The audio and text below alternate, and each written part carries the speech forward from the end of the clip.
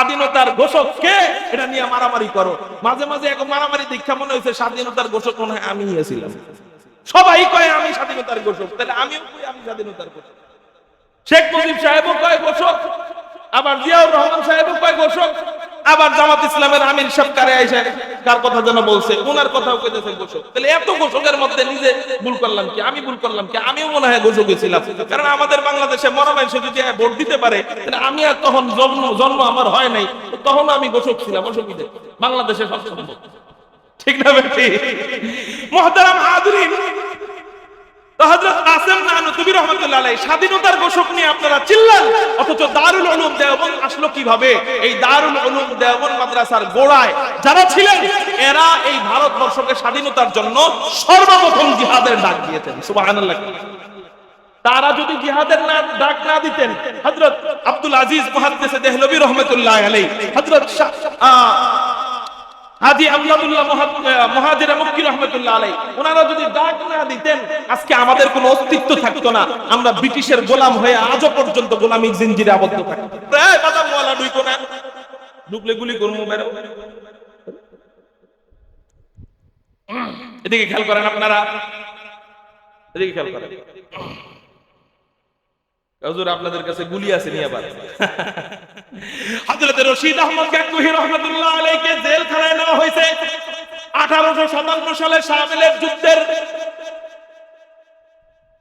Justice ছিলেন হযরত কাসিমুল খায়রাত ওয়াল উলুম কাসেম নানুতুবি রাহমাতুল্লাহ আলাইহি।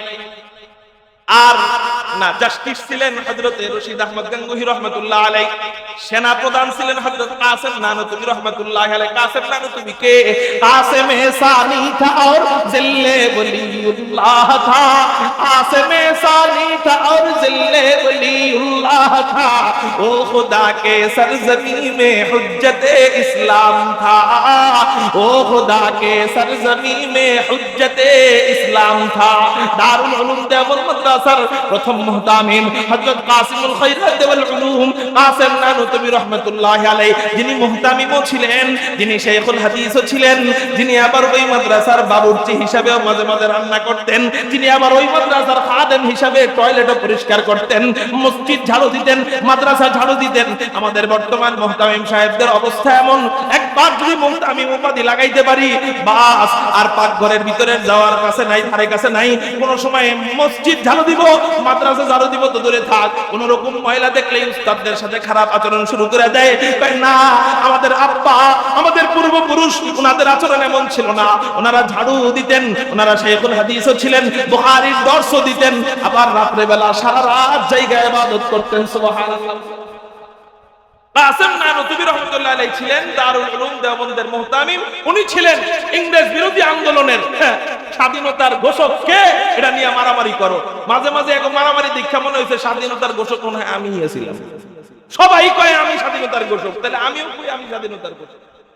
শেখ মুজিব সাহেবও কয় ঘোষক, আবার জিয়াউর রহমান সাহেবও কয় ঘোষক, আবার জামাত ইসলামের আমির সাহেব কারে আইসা কার কথা যেন বলছে ওনার কথাও কইতেছে ঘোষক। তাহলে এত ঘোষকের মধ্যে নিজে ভুল করলাম কি, আমি ভুল করলাম কি? আমিও মনে হয় ঘোষক ছিলাম, কারণ আমাদের বাংলাদেশে মরা মানুষ যদি ভোট দিতে পারে তাহলে আমি আর তখন জন্ম আমার হয় নাই, তখন আমি ঘোষক ছিলাম। অসুবিধা বাংলাদেশে সব সম্ভব, ঠিক না বেটি? মুহতারাম হাজিরিন, হযরত কাসেম নানুতুবি রাহমাতুল্লাহ আলাইহি স্বাধীনতার ঘোষক নিয়ে আপনারা চিল্লান, অথচ দারুল উলুম দেওবন্দ আসলো কিভাবে? এই দারুল উলুম দেওবন্দ মাদ্রাসার গোড়ায় যারা ছিলেন এরা এই ভারতবর্ষকে স্বাধীনতার জন্য সর্বপ্রথম জিহাদের ডাক দিয়েছেন। সুবহানাল্লাহ।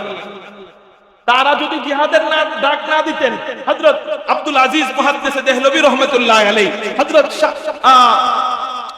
হাজী আমদাদুল্লাহ মুহাজির মক্কি রাহমাতুল্লাহ আলাইহি, ওনারা যদি ডাক না দিতেন আজকে আমাদের কোনো অস্তিত্ব থাকতো না। আমরা ব্রিটিশের গোলাম হয়ে আজও পর্যন্ত গোলামির জিনজিরে আবদ্ধ থাকি। যাই হোক, খায়ের, এগুলা লম্বা ইতিহাস, ওইদিকে আমি যাব না। যেই কথা বলার জন্য কথাটা উঠাইছি, ওই যে শামিলের যুদ্ধ, সর্বপ্রথম ভারতবর্ষের কি হয়েছে আন্দোলন হয়েছে, ইংরেজ বিরোধী আন্দোলন।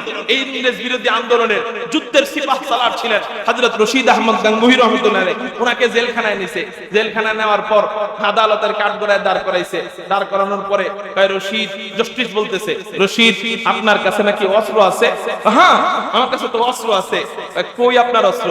হযরত রশিদ আহমদ গাঙ্গুহি প্রথমে চিন্তা করছেন, আসলে তো আমার কাছে অস্ত্র আছে, এখন আমি যদি বলি আমার কাছে অস্ত্র আছে, ও আমারে জেলখানায় নিবে। আর যদি আমি বলি আমার কাছে অস্ত্র নাই, আমাকে এটা মিথ্যা হয়ে যাবে। সত্য বললে জেলখানা, আর মিথ্যা বললে আল্লাহ কষ্ট পাবে। আমাদের আকাবিরে দেওবন্দ উলামায়ে কেরাম আলহামদুলিল্লাহ, এদের আদর্শ এমন, জীবন চলে যাইতো তারপরও মিথ্যা বলতেন না, মিথ্যার আশ্রয় নিতেন না। হযরত রশিদ আহমদ গাঙ্গুহিকে জিজ্ঞাসা করা হয়েছে, আপনার কাছে অস্ত্র আছে? হযরত রশিদ বলেন না। যদি বলতেন না অস্ত্র নাই, মিথ্যা হয়ে যাইত। যদি বলতেন অস্ত্র আছে, সত্য হয়ে যাইত। সত্য বললে জেলখানা, মিথ্যা বললে আল্লাহ কষ্ট পাবে। মাঝখান দিয়ে হিকমত বের করছেন, হ্যাঁ আমার কাছে তো অস্ত্র আছে। কই আপনার অস্ত্র দেখি তো? পকেট থেকে তসবিহ বের করে বলেন, ইয়ে হামারা হাতিয়ার হে, এটাই আমাদের অস্ত্র আর আমাদের গুলি। লা ইলাহা লা ইলাহা ইল্লাল্লাহ, লা ইলাহা লা ইলাহা ইল্লাল্লাহ, এটা আমাদের গুলি।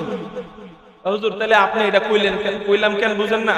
মিডিয়া থাকলে আমরা মাইনকে বসে চিবিতে, ওই যে ওই পোলারে যদি কইছি না যে তোরে কিন্তু গুলি করবো, এটা আবার মিডিয়া ম্যান ভাইরাস হেরা করবো, হুজুরে গুলি করতে চাইছে, তখন আমার আবার জেলে নিল।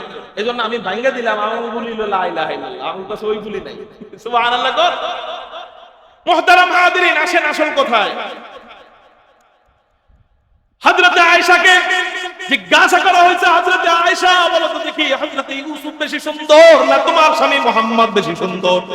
হযরত আয়েশা রাদিয়াল্লাহু তাআলা আনহা যেটাই জবাব দিবেন ওইদিকেই ঝামেলা। যদি বলতেন আমার স্বামী মুহাম্মদ বেশি সুন্দর, তাহলে মানুষ বলতো নিজের জামাই কালো হলেও তো ভালো। আর যদি বলতেন হযরত ইউসুফ বেশি সুন্দর, মানুষ বলতো দেখছো নিজের জামাই আর নিজের জামাইলে রাইখা আরেকজনকে সুন্দর কয়। এইজন্য হযরত আয়েশা হিকমতে জবাব দিলেন। আল্লাহ কুরআনুল কারীমের মধ্যে জানায় দেয়, ওয়াল কুরআনুল হক ওয়াল কুরআনিল হাকীম। কুরআন হিকমতওয়ালা, এই কুরআন যে পড়ে, এই কুরআন যে পড়ায়, আল্লাহ পাক রব্বুল আলামিন এদেরকেও হিকমতওয়ালা বানাইয়া দেয়। হযরত আয়েশা রাদিয়াল্লাহু তাআলা আনহাকে আল্লাহ হিকমতের জ্ঞান দান করেছেন। হযরত আয়েশা জবাব দিলেন, দেখো আমি তো ইউসুফকে দেখি নাই, এইজন্য আমি জানি না কে বেশি সুন্দর। তবে আমি একটা যুক্তি পেশ করি, তোমরা মিলাইয়া নিও। তাই কি যুক্তি? তাই ইউসুফকে দেখা মিশরের রমণীরা তো হাত কাটছে হাত, কিন্তু ওই রমণীরা আমার স্বামীকে দেখার দরকার নাই। ইউসুফের পুরো বডি দেখছে, বডি, ইউসুফের চেহারা দেখছে, ইউসুফের সিনা দেখছে, ইউসুফের হাঁটা দেখছে, ইউসুফের পা দেখছে, ইউসুফের চুল দেখছে, ইউসুফের মাথা দেখছে, ইউসুফের হাত দেখছে। এগুলা দেখা মিশরের রমণীরা হাত কাটছে।